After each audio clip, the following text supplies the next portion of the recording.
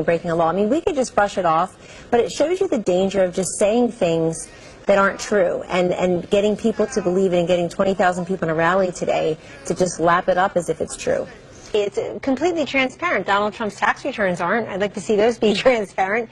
And people start to see that he's not, he says he's for the little guy, but he's actually built a lot of his businesses on the backs of the little guy. And he's a lot of little guys through eminent domain or through not paying contractors after you've built something. The little guys have suffered. So that question is going to be about these Trump victims. The reason the messaging has gotten better since Alex's barn bird of an article 2 weeks ago is they're starting to talk about victims of Trump University, victims of Trump in Atlantic City. Before that, it was his conservative apostasies. Now it's actually you're for the little guy, but you've built your business on the backs of the little guy. And insulting them as lying Ted and John Kasich, who eats like a slob, and everything else that was said today, which is fairly unpresidential, then I think he should just ignore them. I mean, if he wasn't worried about them, why not just ignore these two people he thinks aren't actual competitors? I actually think they got under his skin today, but it's vulgar.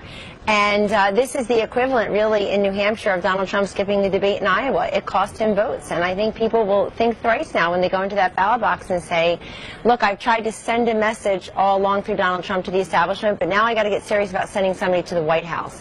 And do I want somebody who hurls personal insults or who goes and talks about philosophical differences? Say, as a pro-lifer with many pro-life candidates who are very disappointed, pro-life causes very disappointed today, they don't need 4 or 5 times to get it right. They would have gotten it right the first time because the pro-life community is of one mind on this.